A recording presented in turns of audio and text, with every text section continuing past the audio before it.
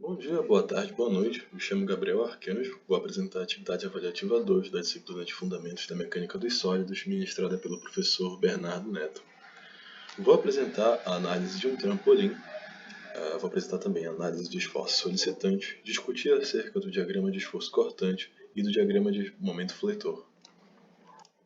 Tomando o problema do vídeo passado como ponto de partida, nós podemos imaginar agora que a nossa prancha de madeira é de alguma forma fixada a um dos pilares de concreto, formando assim um apoio com o nome de engaste ou apoio de terceiro gênero. E nós retiramos também um dos pilares e deslocamos a nossa carga para a extremidade da nossa prancha de madeira, formando assim um trampolim. E nós podemos representar esse novo problema da seguinte forma. O nosso ponto de apoio, como já mencionado, agora é um ponto de apoio de terceiro gênero, que vai solicitar uma força de reação na direção Y, uma força de reação na direção X e uma força de reação a momento de alavanca ou a torque.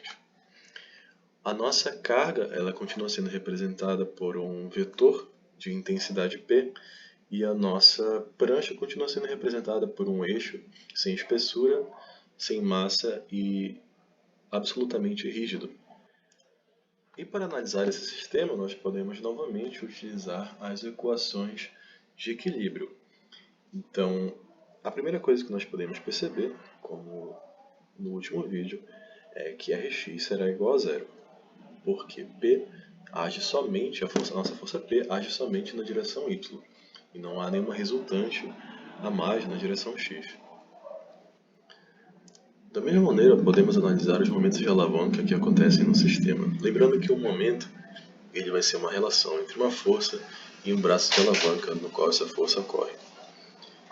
Então, podemos observar que Ry acontece exatamente no nosso ponto de apoio. Logo, seu braço de alavanca será zero e seu momento será nulo.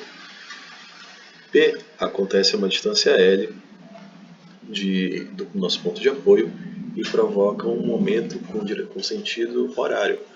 Logo, convencionamos que seu sinal será positivo. E encontramos também Rm, que é a força de reação ao momento causado por Pl, e seu sinal é negativo. Dessa forma, podemos organizar a equação e descobrimos que Rm é igual a Pl. Visto que chegamos a esse ponto, como podemos calcular as forças internas na nossa prancha de madeira, ou melhor, no nosso eixo? Para isso, podemos usar a análise dos esforços solicitantes. E, bom, como faremos isso? Primeiro, a gente pode imaginar um corte imaginário a uma distância x no nosso eixo. Depois de cortado, a gente pode esquecer completamente do que acontece depois do corte e focar somente no comportamento entre o nosso ponto de apoio e o corte na distância x. E a gente pode observar que nessa situação agora, o nosso sistema está desequilibrado, porque eu tenho um momento de alavanca Rm e uma força Ry que aponta para cima. Então, o que eu faço é adicionar novas forças que vão contrapor essas forças de reação. Então, eu chamo F e Y, que a gente vai mais tarde descobrir que é o esforço cortante, apontando para baixo, e adiciono também o momento fletor interno, MI, que vai se contrapor à força de reação Rm. Então, a partir das equações de equilíbrio, novamente, eu consigo identificar que meu F(y) vai ser igual ao meu Ry. E também, a partir da equação da estática para os momentos de alavanca, eu consigo observar que eu vou ter o meu Rm com um sinal negativo, pois ele aponta no sentido anti-horário. Vou ter meu Mi, meu momento fletor interno, com sinal positivo, pois ele aponta para o sentido horário. E terei também um momento que é gerado pela força interna em Y, com o braço de alavanca X, sobre o ponto de apoio. Também com um sinal positivo, pois se trata de um momento no sentido horário. E organizando essa equação, eu consigo enxergar que meu momento fletor interno ele vai ser igual a menos FY vezes x mais RM, o que é muito interessante, porque agora eu tenho um momento fletor interno que ele varia de acordo com x. E a gente vai olhar mais um pouco à frente que podemos traçar um gráfico disso.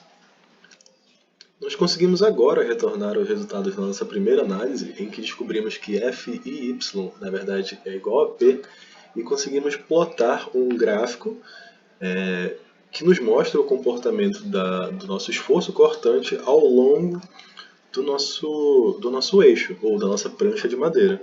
Então podemos observar que de 0 a L, que é o comprimento da nossa prancha, existe uma força cortante de valor igual a P.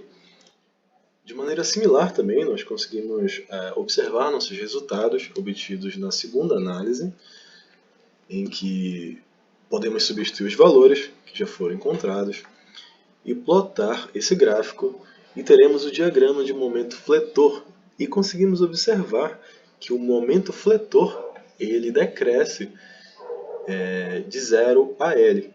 Em 0 ele vale PL e em L ele vale 0. O que significa, na prática, se nós fôssemos projetar um trampolim, como do exemplo ilustrado no começo da apresentação, ele precisaria ser mais resistente próximo do ponto de apoio e menos resistente à flexão na sua extremidade, de acordo com o formato dessa função, o que é super interessante.